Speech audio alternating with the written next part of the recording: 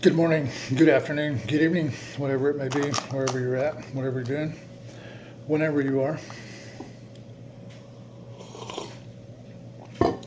It's late morning here in the NWA, and that is some serious sunlight coming through that window. Anyways, yeah, this is a video completely fired from the hip. Barely been up a little while, doing a yo-yo schedule, where sometimes I'm up at night, sometimes I'm up in the daytime, sometimes I'm up in the mid shift, up, down, all around. Hang on, text coming in there. But anyways, I have no idea what I'm going to talk about, but I do know one thing that's very therapeutic for some people. To hear themselves talk and to talk things out, to write and then to read what they write is like it's like magic to some people. I mean, it's like food and water and good sleep and good friendships. It's like you can't do without it. But anyways, I'm one of those people. I think I learn best by hearing myself talk. My videos are more of about learning about me and seeing what I can learn, seeing what's there, what's not there, what I'd like there, what's there that I wouldn't like there, things like that. But anyways, this video in particular, or this kind of just waking up, fire from the hip, or even just a video of firing from the hip of whenever. It's a good way of seeing what you're packed with, what you've been packing your mind with, what you've been packing your heart with, and how is it getting processed out, and what's jammed up, what's coming out, what's being processed out, what's being interpreted, how are you sending it back out into the world. So that's what I'm doing here right now. And I just woke up, and I've had a really good sleep. I'm talking like literally 12 hours. Well, not actual 12 hours of sleep, but actually binge watching some videos before sleep last night and on YouTube. But anyways, I'll tell you a coping mechanism that I could never figure out, and I've been tracking it for a little over a year in my journals. I'll have these certain times to where instead of doing my night rituals of writing in the journal and stuff, I'll binge watch these certain things on YouTube, and then I'll pass out. And then I'll wake up and I'll be like, shit, it's like I didn't do my writings last night. Why didn't I do that? That was important. That's something I do. Why didn't I do that? And I feel like I kind of let myself down a little bit like that. But anyways, I've discovered in life,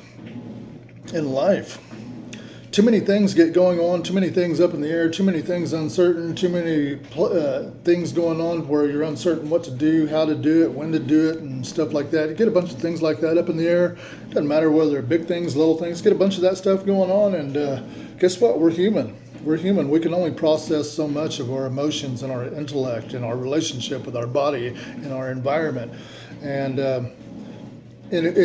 I think I figured out what it is for me. This is what it means to me when I do that. When I binge watch, what I'll do is I'll binge watch either like Bigfoot or ancient mysteries, ancient civilizations, UFO stuff, all that stuff, and I'll pass out to that, And I do believe I finally figured it out.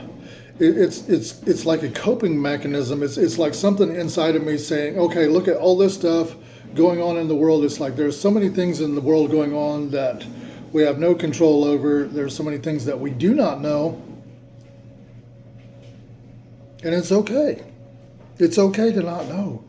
It's okay not to have all the answers. It's totally okay not to see the next step.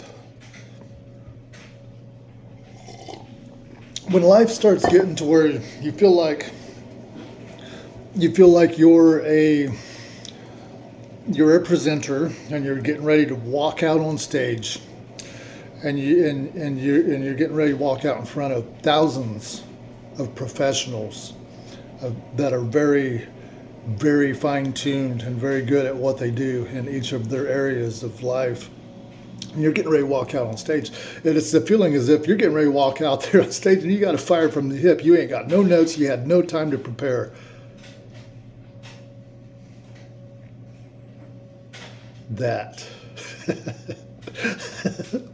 That part of life. When life starts feeling like that, yeah, that's just one coping mechanism I know of for dealing with something like that. Just simply talking it out with people, talking it out with self, writing it out. I don't know, maybe set it aside for a couple of days. Set it aside for a couple of days. Rest on it. Forget about it. Detach for a minute. Step back. Just step way back. Step way back. Just let go. It's like, whoa, I'm doing nothing with that right now. That's okay. We got to step back and look at what we're doing periodically. Anyways, it's morning time here in the NWA. It's 8:30 a.m. Nice, huh? It almost feels wrong.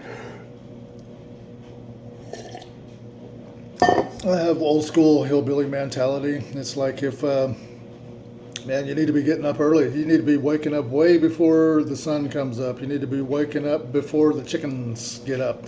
When them chickens start moving around and you hear the chickens going on outside, that's when you need to be getting up also. And you know what time that is? It's like 3 a.m. in the morning.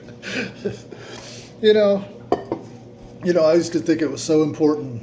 And it wasn't too long ago, I used to think it was so freaking important to have that exact schedule going on, or a schedule going on to where you could do it like clockwork, so that way you could get your, what do they call it, the circadian rhythms going on, or whatever, your sleep mechanism or whatever. But I don't know. I think that is one good option, but I also think there's another good option of being spontaneous and just kind of going with the flow of life. But yet at the same time taking care of business too. So anyways, the thing of it's okay to not know. It's okay to know that there's so many things, but there is one thing that we have absolute control over. And we always have this control no matter what. I think it was Viktor Frankl. Man, I wish I knew exactly the way he worded it in his book. But it's something like this. We may not be able to control the world or even what's happening to us, with us, for us, about us, and all that stuff, or anything in the world. We may be completely dominated by the world, but we got this one thing that can never be taken from us, as long as we don't let it go. And that's this human freedom. And that's to choose what we think about something, and the meaning we put to something, and the definition we put to something as it's happening or after it happening. We get to choose where we go from there, whatever happens to us. I should edit this video. I should do this. I should get some lighting and stuff, and I will eventually. I'll get it a little more professional. But you know what? This whole year is committed to making 365 videos to learn from, about myself, about YouTube, and stuff like that, and just give it at the rawest form, get the extreme basics. And when I mean extreme basics, I mean use nothing. Use your phone, use your mind, pen and paper. That's it. I'm not. I kind of look at other people's tutorials and stuff. There's one chick in Houston that's got some really awesome stuff going on. I like following her stuff because she's tapped into something that I believe is what I call the magic. And yeah, there is a magic in life that is very, very real. Although it's not like the kind of magic like what you're probably thinking. Anyways. This kind of video of just firing from the hip. No outline. I didn't look at no notes. Just whatever. I think about all the things dinging around in my head that I've been looking at these past 3 weeks, and what I've been reading, what I've been studying, what I've been trying to flesh out. I'll go over some notes, look at it, and it's like, damn, I knew something's there. Go over it again. Damn, didn't see it. I know there's something there. What is it? What's underneath? Surface level. We can all see surface level and say, okay. But see, here's a magic of life, not the magic, but here's one magic of life. See, the way our mind works, it tries to conserve energy. See, it burns a lot of fuel. Our flesh mind, not our spiritual consciousness, but our flesh mind burns a lot of fuel. So like when we're trying to figure something out, it tries to come to the quickest conclusion, and then it like gives you signals that you're there. It's like there's an infinity of angles and correct perceptions to any one given thing at any given time. But anyways, it's like that. It's like trying to look at what's at the surface level, and then what's below that surface level holding that up, and then what's at the next underneath that surface level holding that up. And do that a couple, 3 times, and it's like the mind normally just, it's habitual for most of us. We just go by surface level because we're conserving energy, and there's nothing wrong with that. You know, it's really not. I mean, it's a great thing of evolution, of human evolution. However, it kind of makes us miss out on some things about ourselves and other people. Like for one good example, I think one of the greatest things that really changed my life, every periodically, it seems like once a year, I'll come across what someone says or does or something in a book or something will click. I'll get an article in my brain that says, this is it. This is what we're missing. This is what's causing all this crap in this certain area. And like the last one that I really hang on to was the fact that, you know, all the things we fight about is not what we're fighting for. See, there's a bunch of things we're fighting about that's at the surface level, but there's the thing we're fighting for underneath there. There's a basic principle, a basic need, a basic want, a basic longing underneath that that's driving all that, but yet we haven't clarified that. So we can fight about all this stuff up here. It's kind of like treating the symptoms instead of getting to the root of the sickness or the cause of the sickness or the cause of the illness. And we do that over and over and over. And then we just wind up getting real good at treating the symptoms. And that's fine temporarily. However, if we're like trying to become the best person we could possibly be, trying to live into our highest potentials of ourselves, trying to figure out, you know, how to get, or better yet, why, how and why, to be able to be the best person we can without snapping. You know, like Jordan Peterson says, let's see, what is it? You know, try to lift as much responsibility as you can lift. I honestly believe that. But also, it's like we got to figure out what kinds of stuff are we supposed to be lifting according to our own heart, mind, body, and soul, because everybody's built different. Like, not everybody's supposed to be a leader, not everybody's supposed to be a follower. Not everybody's supposed to be extroverted, and not everybody's supposed to be introverted. They all come in handy-dandy, though, and they all work together to form that synergy. Like, to me, I've gone my whole life, and I've always had this underlying thing that I never really clarified, that I'd always get these grudges, kind of like in places I'd worked and stuff like that. And I always felt like I was, that I would put together certain plans and stuff, and then so-and-so or so-and-so group or whatever would take the ball and take off running with it, and it's like, then they get all the glory for it. And then later on, once I realized that that's what it mainly was, then I would kind of have hurt feelings about it. Until these past few years, I realized that's one of my powers. And it's like, depending on how I'm doing it and processing it, it's like the clarification. I believe clarity is king and queen. Clarity, clarifying things for yourself, why you're doing what you're doing, when you're doing what you're doing. I absolutely believe that is power. And, you know, I come to that point where I realized that's a great place to be. In the rear with the gear. Somebody who's a visionary, somebody who can write up a plan and more than happy to work out those details in the silence, to work in the silence, in the solitude, and do deep work.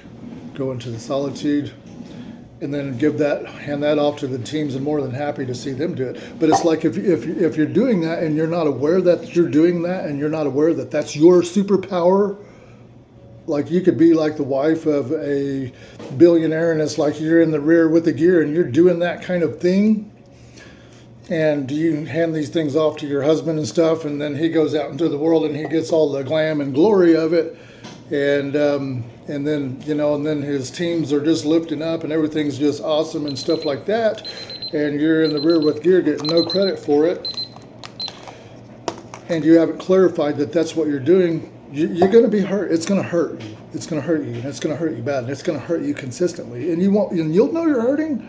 You just won't know exactly why you're hurting. And I think that's one of the main reasons for that kind of person.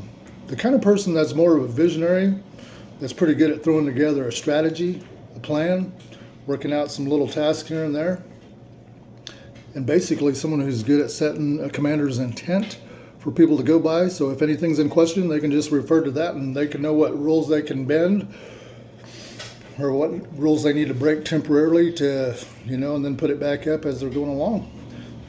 But if you don't know that you're that person, that's your superpower, and you haven't come to a place where you know how to get your your credit where credit is due. If you don't know how to process that, and your mind gets kind of cockeyed when you're looking at what the teams are doing and what the people are doing, and it's going to consistently hurt you until you can come to, until you can come to a place where you can say, okay, this is who I am. I am the person that is in the rear with gear. In the rear with the gear, I make all these other things, and I put these plans together, I put these strategies, these visions, and then I hand them off to this other person who's out front on the stage in front of all the people and the teams to get that stuff out there and get these things implemented, get that stuff going on, and to acknowledge that, and to say, and to be able to but to be able to also do that without like looking down on that person, and it's like to be able to communicate that with that person and be like, this is me, this is what I do, this is my place, this is what it's like, but I need this, I've got certain love languages that need to be met, that there's 5 love languages, the words of affirmation, the physical touch, the quality time, the acts of service, and dang it, hang on.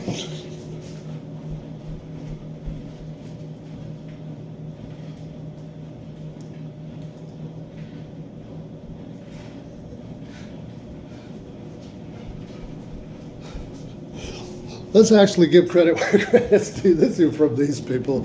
Let's do this right instead of mutilating what they got going on. These are from the Chapmans. The Chapmans. The words of affirmation, quality time, receiving gifts, acts of service, and physical touch. I think it's our responsibility to figure out what we need and what the people closest to us need. And usually it looks like we're strongly one of those, but part of another one. So it's like we need, we'll be like a couple of those, and to be able to keep those tanks full. I think that's a big key right there.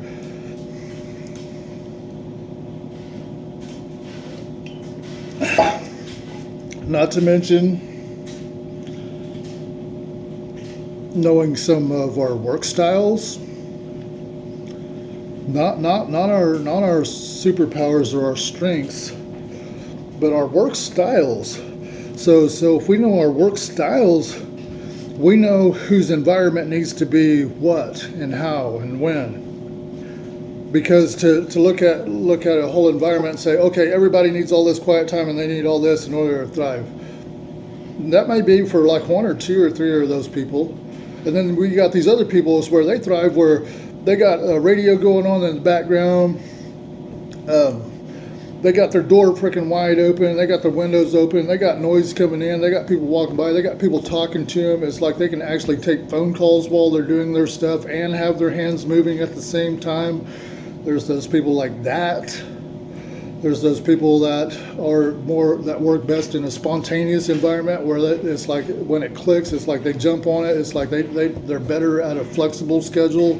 It's like you can't just tell them, hey, you need to have this done during this time slot, every single day, and that's where you work and when you work. See, if a person is more of a spontaneous style kind of person, that ain't going to work for them. And yet so many times, just because we don't know about the love languages and keeping those tanks full and who needs what, we miss those things. We can't see those things. Why do we miss those things? Because those tanks in our mind and our heart are running on empty, and our brain field and our heart field burns off real easy. We don't process what we need to process, and we start getting numb. And we start getting real superficial, and then we're stuck there.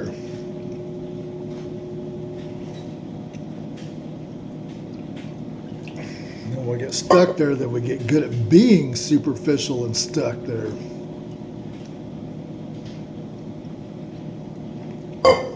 Not cool. Anyways, that's like, do I personally know my exact love languages? No, but I can tell you one thing that is just extremely important to someone like me. Just a little bitty drop in a bucket of appreciation, just a small amount. It doesn't matter whether it's a written note, words, any of those love languages. It doesn't matter. If it gets communicated through one of those angles to me that I'm appreciated, it is like a superpower to me. It's like, you want to talk about,